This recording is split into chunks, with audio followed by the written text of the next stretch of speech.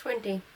That afternoon he had another interesting encounter. He was washing the display window of a large shoe shop when a young man came to a halt right next to him, leaned up close to the window and began scrutinizing the prices. "Prices are up," said Tomas, without interrupting his pursuit of the rivulets trickling down the glass. The man looked over at him. He was a hospital colleague of Tomas's, the one I have designated S, the very one who had sneered at Tomas while under the impression that Tomas had written a statement of self-criticism. Tomas was delighted to see him, naively so, as we delight in unexpected events. But that we saw in his former colleague's eyes before S had a chance to pull himself together was a look of none too pleasant surprise. "How are you?" S asked. Before Tomas could respond, he realized that S was ashamed of having asked. It was patently ridiculous for a doctor practicing his profession to ask a doctor washing windows how he was. To clear the air, Tomas came out with a sprightly, "Fine, just fine," as he could muster, but he immediately felt that no matter how hard he tried, in fact, because he tried so hard, his fine sounded bitterly ironic, and so he quickly added, "What's new at the hospital?" "Nothing," S answered. Same as always. His response, too, though meant to be as neutral as possible, was completely inappropriate, and they both knew it. How can things be the same as always when one of them is washing windows?" "How's the chief?" asked Tomas. "You mean you don't see him?" asked S. "No," said Tomas. It was true. From the day he left, he had not seen the chief surgeon ever since. And they had worked so well together. They had even tended to think of themselves as friends, so no matter how he said it, his no had a sad ring, and Tomas suspected that S was angry with him for bringing up the subject. Like the chief surgeon, S had never dropped by to ask Tomas how he was doing, or whether he needed anything. All the conversation between the former colleagues had become impossible. Even though they both regretted it, Tomas especially, he was not angry with his colleagues for having forgotten him. If only he could make that clear to the young man beside him. What he really wanted to say was, "There's nothing to be ashamed of. It's perfectly normal for our paths not to cross, but there's nothing to get upset about. I'm glad to see you." But he was afraid to say it because everything he had said so far failed to come out as intended, and these sincere words, too, would sound sarcastic to his colleague. "I'm sorry," said S after a long pause. "I'm in a real hurry." He held out his hand. "I'll give you a buzz." During the period when his colleagues turned their noses up at him for his supposed cowardice, they all smiled at him. Now they could no longer scorn him. Now that they were constrained to respect him, they gave him a wide berth. Then again, even his old patients had stopped sending for him, to say nothing of greeting him with champagne. The situation of the déclassé intellectual was no longer exceptional. It had turned into something permanent and unpleasant to confront. 21. He went home, lay down, fell asleep earlier than usual. An hour later he woke up with stomach pains. They were an old malady that appeared whenever he was depressed. He opened the medicine chest and let out a curse. It was completely empty. He had forgotten to keep it stocked. He tried to keep the pain under control by force of will and was in fact fairly successful, but he could not fall asleep again. When Teresa came home at 1:30, he felt like chatting with her. He told her about the funeral, about the editor's refusal to talk to him, and about his encounter with S. "Prague has grown so ugly lately," said Teresa. "I know," said Tomas. Teresa paused and said softly, "The best thing to do would be to move away." "I agree," said Tomas, "but there's nowhere to go." He was sitting on the bed in his pajamas, and she came and sat down next to him, putting her arms around his body from the side. "What about the country?" she said. "The country?" he asked, surprised. "We'd be alone there. You wouldn't meet that editor or your old colleagues. The people there are different, and we'd be getting back to nature. Nature is the same as it always was." Just then Tomas felt another stab in his stomach. It made him feel that what he longed for more than anything was peace and quiet. "Maybe you're right," he said with difficulty. The pain made it hard for him to breathe. "We'd have a little house and a little garden, but big enough to give Karenin room for a decent run." "Yes," said Tomas. He was trying to picture what it would be like if they did move to the country. He would have difficulty finding a new woman every week. It would mean an end to his erotic adventures. "The only thing is, you'd be bored with me in the country," said Teresa, as if reading his mind. The pain grew more intense. He could not speak. It occurred to him that his womanizing was also something of an esmusade, an imperative enslaving him. He longed for a holiday, but for an absolute holiday, a rest from all imperatives, from all esmusade. If he could take a rest, a permanent rest from the hospital operating table, then why not from the world operating table, the one where his imaginary scalpel opened a strong-box women used to hide their illusory 1/millionth part dissimilarity? "Your stomach is acting up again," Teresa exclaimed, only then realizing something was wrong. He nodded. "Have you had your injection?" He shook his head. "I forgot to lay in a supply of medication." Though annoyed at his carelessness, she stroked his forehead, which was beaded with sweat from the pain. "I feel a little better now. Lie down," she said, and covered him with a blanket. She went off to the bathroom, and in a minute was back and lying next to him. Without lifting his head from the pillow, he turned to her and nearly gasped. The grief burning in her eyes was unbearable. "Tell me, Teresa, what's wrong? Something's been going on inside you lately. I can feel it. I know it." "No," she shook her head. "There's nothing wrong. There's no point in denying it." It's still the same things, she said. The same things meant her jealousy and his infidelities, but Tomas would not let up. No, Teresa, this time it's something different. It's never been this bad before. Well then, I'll tell you, she said. Go and wash your hair. He did not understand. The tone of her explanation was sad and unantagonistic and almost gentle. For months now your hair has had a strong odor to it. It smells of female genitals. I didn't want to tell you, but night after night I've had to breathe in the groin of some mistress of yours. The moment she finished, his stomach began hurting again. He was desperate. The scrubbings he put himself through, body, hands, face, to make sure that not the slightest trace of their odors remained behind. He'd even avoided their fragrant soaps, carrying his own harsh variety with him at all times, but he'd forgotten about his hair. It had never occurred to him. Then he remembered the woman who had startled his face and wanted him to make love to her with it, and with the crown of his head.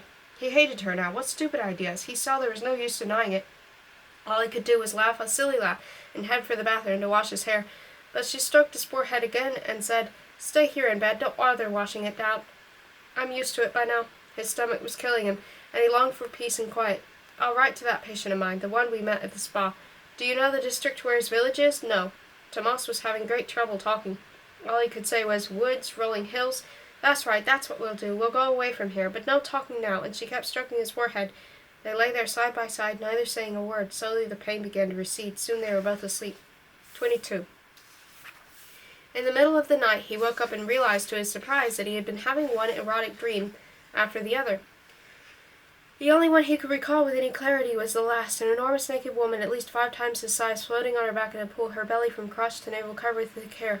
Looking at her from the side of the pool, he was greatly excited. How could he have been excited when his body was debilitated by a gastric disorder, and how could he be excited by the sight of a woman who would have repelled him had he seen her while conscious? His thought. In the clockwork of the head, 2 cogwheels turn opposite each other. In one, images. On the other, the body's reactions. The cog carrying the image of the naked woman meshes with the corresponding erection command cog, but when for some reason or other the wheels go out of phase and the excitement cog meshes with the cog bearing the image of a swallow in fight, it rises at the sight of a swallow. Moreover, a study by one of Tomas's colleagues, a specialist in human sleep, claimed that during any kind of dream, men have erections, which means that the link between erections and naked women is only one of 1,000 ways the Creator can set this clockwork moving in a man's head. And what has love in common with all this? Nothing. If a cogwheel in Tomas's head goes out of phase and he is excited by seeing a swallow, it has absolutely no effect on his love for Teresa. If excitement is a mechanism our Creator uses for his own amusement, love is something that belongs to us alone and enables us to flee the Creator. Love is our freedom. Love lies beyond Esma sin. Though that is not entirely true. Even if love is something other than a clockwork of sex that the Creator uses for his own amusement, it is still attached to it. It is attached to it like a tender, naked woman to the pendulum of an enormous clock. Tomas thought, attaching love to sex is one of the most bizarre ideas the Creator ever had. He also thought one way of saving love from the stupidity of sex would be to set the clockwork in our head in such a way as to excite us at the sight of a swallow. And with that sweet thought, he started dozing off. But on the very threshold of sleep, in the no man's land of muddled concepts, he was suddenly certain he had just discovered the solution to all riddles, the key to all mysteries, a new utopia, a paradise, a world where man is excited by seeing a swallow, and Tomas can love Teresa without being disturbed by the aggressive stupidity of sex. Then he fell asleep. 23. Several half-naked women were trying to wind themselves around him, but he was tired, and to extricate himself from them, he opened the door leading to the next room. There, just opposite him, he saw a young woman lying on her side on a couch. She too was half naked. She wore nothing but panties, leaning on one elbow. She looked up at him with a smile that she had known he would come. He went up to her. He was filled with a feeling of unutterable bliss at the thought that he had found her at last and could be there with her. He sat down at her side and something to her, and she said something back. She radiated calm. Her hand made slow, supple movements. All his life he had longed for the calm of her movements. Feminine calm had eluded him all his life. But just then the dream began its slide back to reality. He found himself back in that no man's land, where we are neither asleep nor awake. He was horrified by the prospect of seeing the young woman vanish before his eyes, and said to himself, God, how I'd hate to lose her. He tried desperately to remember who she was, where he'd met her, what they'd experienced together. How could he possibly forget when she knew him so well? He promised himself to phone the first thing in the morning, but no sooner had he made the promise than he realized he couldn't keep it. He didn't know her name. He couldn't forget the name of someone he knew so well. By that time he was almost completely awake. His eyes were open, and he was asking himself, where am I? Yes, I'm in Prague. But that woman, does she live here too? Didn't I meet her somewhere else? Could she be from Switzerland? It took him quite some time to get into his head that he didn't know the woman, that she wasn't from Prague or Switzerland, that she inhabited his dream and nowhere else. He was so upset that he sat straight up in bed. Teresa was breathing deeply beside him.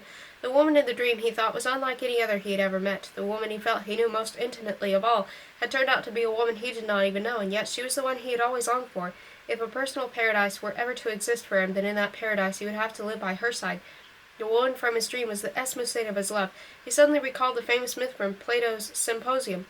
People were hermaphrodites until God split them in two, and now all the halves wander worlds over, seeking one another.